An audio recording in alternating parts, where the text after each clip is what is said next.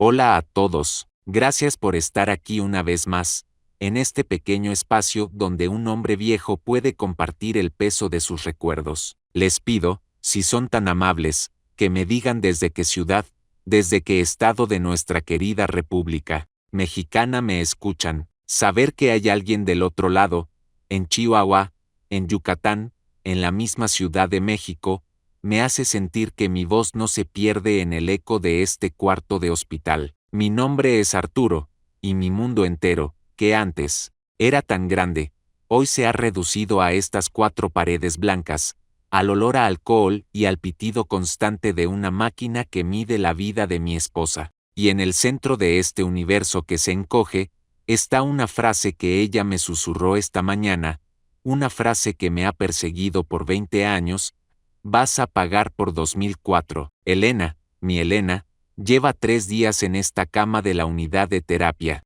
intensiva del Hospital General, una neumonía atípica, dicen los doctores, complicada por los años. Esta mañana, en uno de esos raros momentos de lucidez que la morfina le permite, abrió los ojos. Eran los mismos ojos color café que me enamoraron hace 50 años en un salón de baile, pero ahora estaban nublados por el dolor y el tiempo. Me buscó, y yo apreté su mano, esa mano que tantas veces había cocinado para mí, que había remendado mi ropa, que había acariciado la frente de nuestros hijos. Y entonces, con un esfuerzo que pareció costarle la vida misma, juntó aire, y susurró esa frase contra mi oído: Arturo, vas a pagar por 2004. El mundo se detuvo. Sentí un frío que no era del aire acondicionado, un frío que nacía en la médula de mis huesos. Antes de que pudiera responder, antes de que pudiera hacer la pregunta que me he hecho 1000 veces,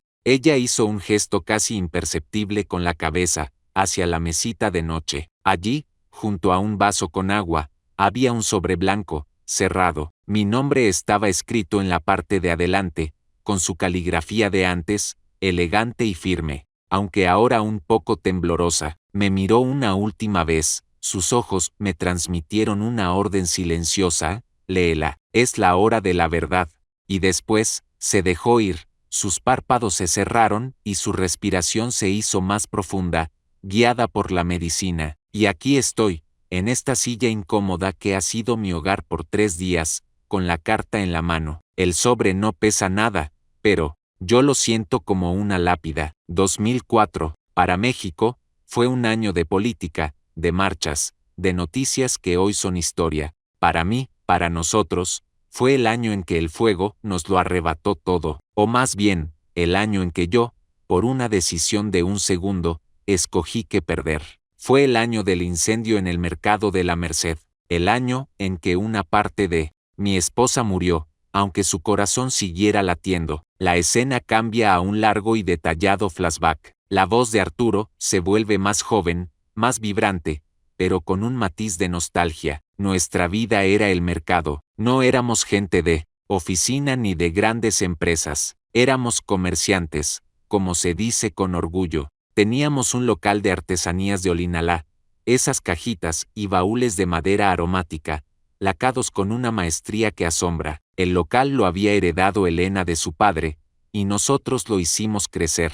Era nuestro reino, un pequeño universo, de 12 metros cuadrados, en el corazón de ese monstruo maravilloso que es la Merced. La vida allí dentro era un torbellino de sensaciones. El olor a cilantro fresco de la verdulería de enfrente se mezclaba con el del copal que vendía Doña Remedios y el de nuestras propias cajitas de linaloe. El sonido era una sinfonía de gritos: pásele, güerita, que va a llevar, pruebe, el mamey, dulce como un beso, el organillero en la esquina, las carretillas de los diableros rechinando bajo el peso de la mercancía. Era un lugar duro, de trabajo de sol a sol, pero era un lugar vivo, vibrante. Era nuestro lugar. Nuestra hija, Sofía, creció allí. Hacía su tarea en un huacalito detrás del mostrador. Conocía a cada locatario por su nombre. Era la hija del mercado. Para el 2004, ella ya tenía 16 años, una muchachita llena de vida que nos ayudaba los fines de semana. Ese año, yo estaba obsesionado con una idea: comprar el local de al lado, que el dueño, don Pepe, Estaba pensando en traspasar.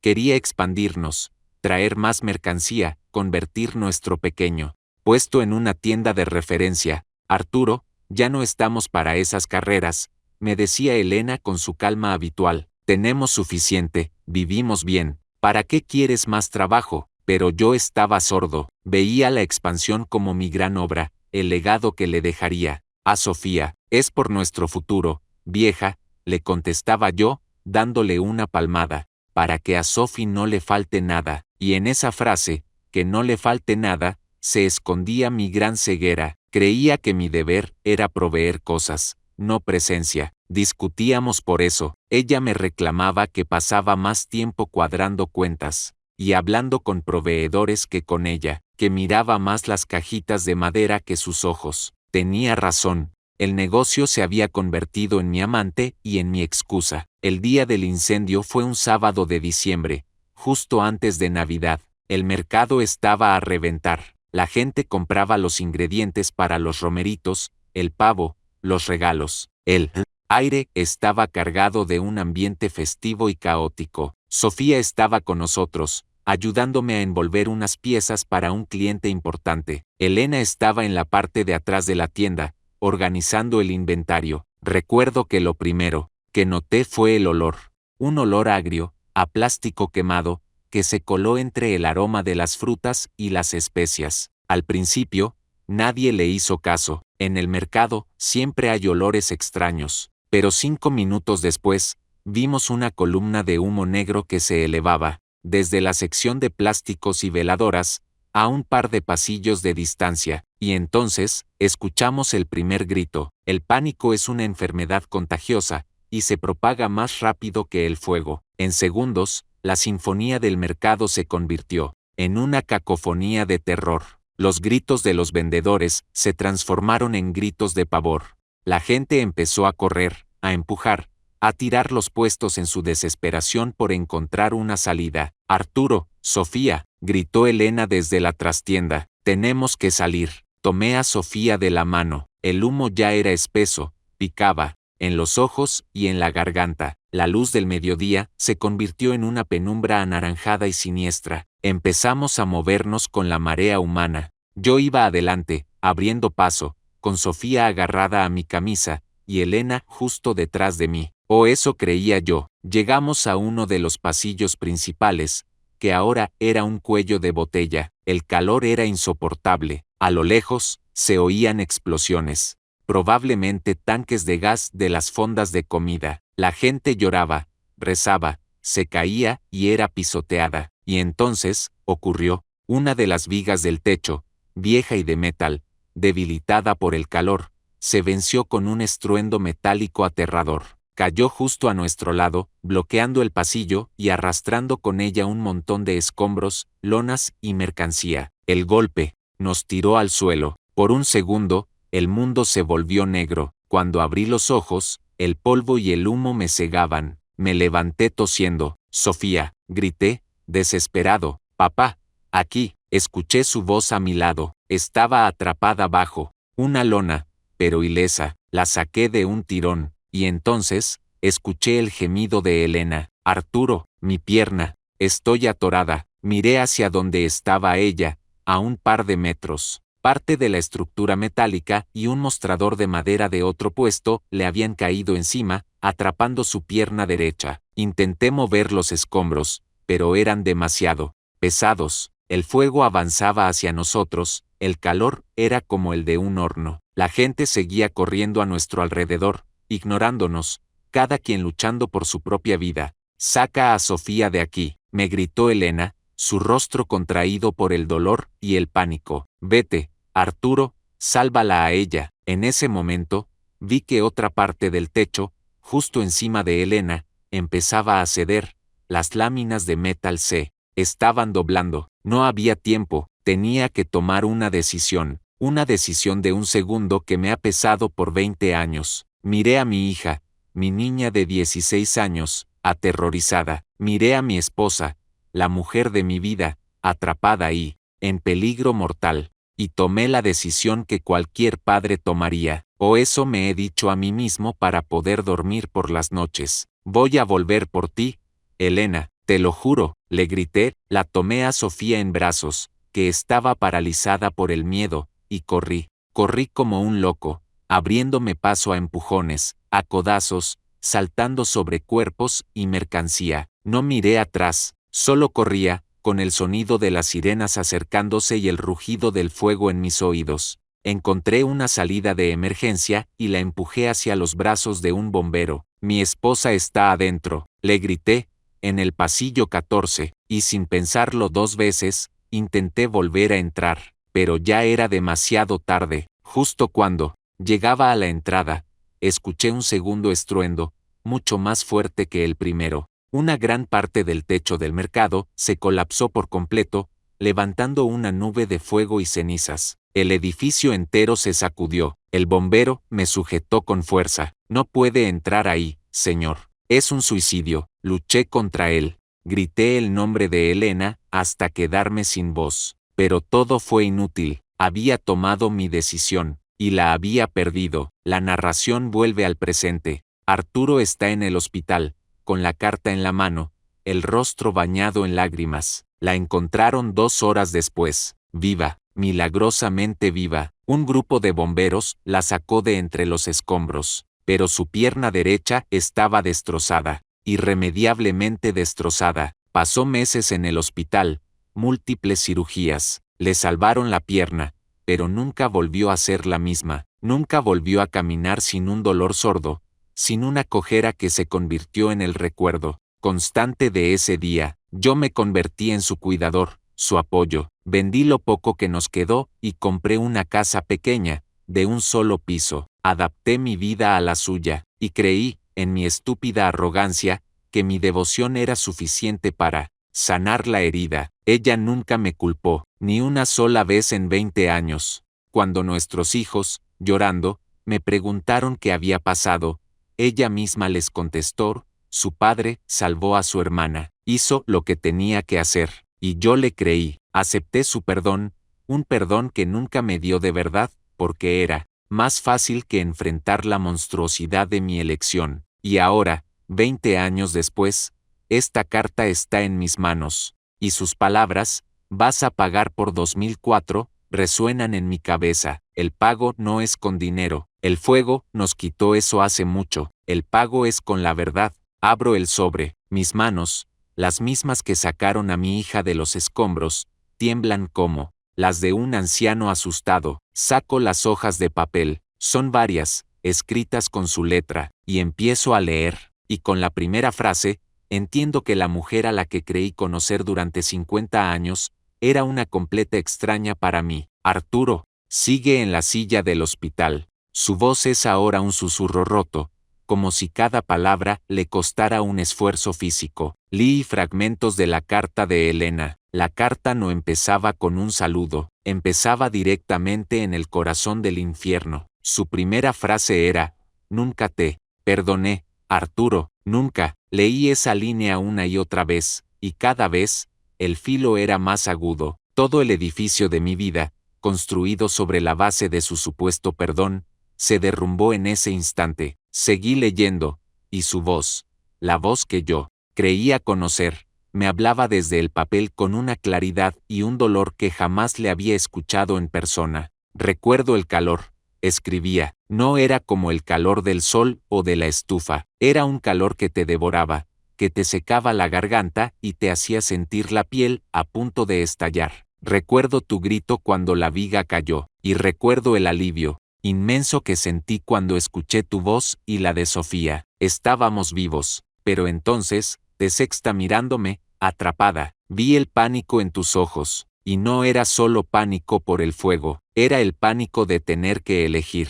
Y en ese segundo, Arturo, en ese instante que ha durado 20 años para mí, yo ya sabía cuál sería tu decisión, no porque fueras un mal hombre, sino porque yo, para ti, siempre fui la segunda opción. Cada palabra era un golpe. Ella continuaba, describiendo la escena, pero desde su perspectiva, una perspectiva que yo nunca me había atrevido a imaginar. Toda nuestra vida juntos, tu primera prioridad fue siempre el negocio. El puesto es para darles un futuro, decías, y yo te creía, pero me quedé sola en festivales de la escuela, en aniversarios, en noches en las que solo quería conversar. El puesto siempre ganaba. Sofía era tu orgullo, tu obra maestra, la heredera de ese pequeño reino que construiste. Yo era la administradora, la compañera, la que se aseguraba de que todo funcionara para que tú pudieras brillar. Y en ese momento, atrapada bajo los fierros, con el fuego lamiendo los pasillos, sexta toda nuestra vida resumida en tu mirada. No elegiste salvar a tu hija, elegiste salvar tu legado, tu orgullo. A mí, a tu compañera, se me podía reemplazar o reparar. A ella, no. Sentí náuseas. ¿Así me veía ella? Como un hombre que la consideraba reemplazable. La carta seguía, detallando el horror de los minutos que siguieron a mi partida. Gritaste: voy a volver por ti. Y una parte de mí, la parte estúpida que siempre te amó, te creyó. Pero mientras te veía correr, alejándote con nuestra hija en brazos, supe que no volverías a tiempo. Escuché el techo crujir sobre mi cabeza, cerré los ojos y no recé por mí, recé para que ustedes dos lograran salir. Pensé en tu rostro, en el de Sofía, y entonces, todo fue oscuridad, metal y un dolor tan inmenso que ni siquiera pude gritar. No fue el fuego lo que me rompió la pierna, Arturo, fue el peso de tu decisión. Doblé las hojas de papel, no podía seguir leyendo, me ahogaba. Salí al pasillo del hospital, necesitaba aire, me apoyé contra la pared fría y vomité en una maceta vacía. La vergüenza, la culpa, 20 años de una mentira que me conté a mí mismo, salieron de mi cuerpo en una arcada amarga. Siempre me vi como el héroe de esa historia, el padre que tomó la decisión lógica y valiente, pero en la historia de Elena, yo era el villano, el hombre que la abandonó, y lo peor de todo, es que su versión era más cierta que la mía. Mi elección no fue solo lógica, fue instintiva, y mi instinto fue proteger el futuro, no el presente, proteger a la joven, no a la mujer que había envejecido a mi lado. Regresé a la habitación, tenía que terminar de leer. Era mi condena y mi penitencia. La última parte de la carta hablaba de los años que siguieron. Me cuidaste, sí, con una devoción casi fanática. Me bañaste, me alimentaste, adaptaste la casa, y todos te admiraban. Qué hombre tan bueno es Arturo, como quiere a su esposa. Y yo sonreía y asentía, pero por las noches, en la oscuridad, sentía tu cuidado, no como un acto de amor, sino como un acto de culpa. Estabas pagando tu deuda, limpiando tu conciencia. Cada masaje en mi pierna adolorida, cada taza de té que me llevabas, era un recordatorio de que me habías fallado en el único momento que de verdad importó. Mi cojera no me dolía al caminar, Arturo, me dolía al recordarme que, para ti, yo cojeaba desde mucho antes del incendio. ¿Por qué te escribo esto ahora?, concluía, porque me estoy muriendo, y no quiero llevarme este veneno conmigo. Necesito que sepas la verdad,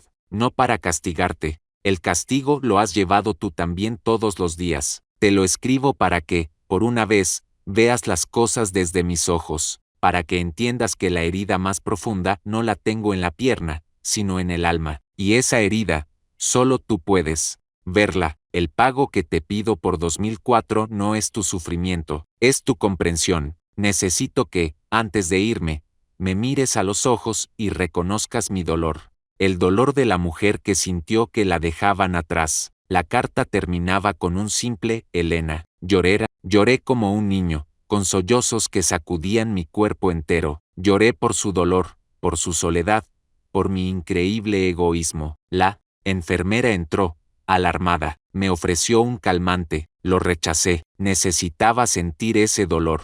Era lo mínimo que podía hacer. Era el inicio de mi pago. Pasé las siguientes horas a su lado, sosteniendo su mano y hablándole, aunque ella no pudiera responderme. Le leí la carta en voz alta, deteniéndome en cada frase que la había hecho sufrir, y con cada frase, le pedía perdón. Tenías razón, Elena, tenías toda la razón. Te dejé, fui un cobarde, estaba tan ciego con el negocio, con el futuro, que no vi el tesoro que tenía a mi lado. Perdóname, mi amor, no por el incendio, perdóname por los 20 años de silencio, perdóname por no haber entendido tu dolor.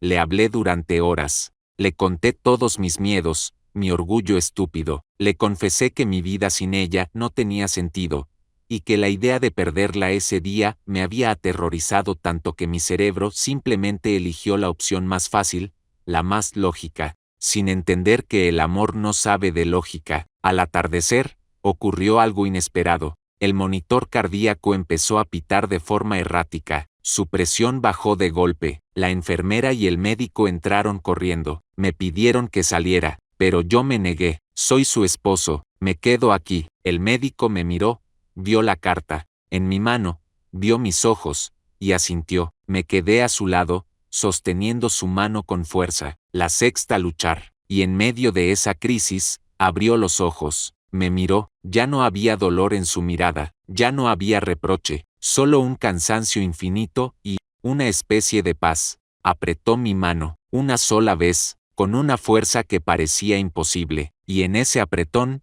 lo entendí todo. Había recibido mi pago, había aceptado mi confesión. Elena falleció esa noche, a las 10:15, se fue en paz, mientras yo le susurraba al oído un poema de Neruda que a ella le encantaba. Nuestros hijos llegaron al día siguiente, les di la carta para que la leyeran. Necesitaban conocer a su madre de verdad, no la versión idealizada que todos teníamos. Lloramos juntos, no solo por su muerte, sino por su vida de silencioso sufrimiento. Hoy, ha pasado un año desde ese día. Vendí la casa y vivo en un pequeño departamento cerca de mi hija. A veces, por las noches, saco la carta de Elena y la leo. Ya no lloro, la leo para recordar, para no olvidar nunca la lección que me enseñó en su último acto de amor y de valentía. Me enseñó que las heridas más graves no son las que se ven, que el perdón no sirve de nada si no va acompañado de la verdad,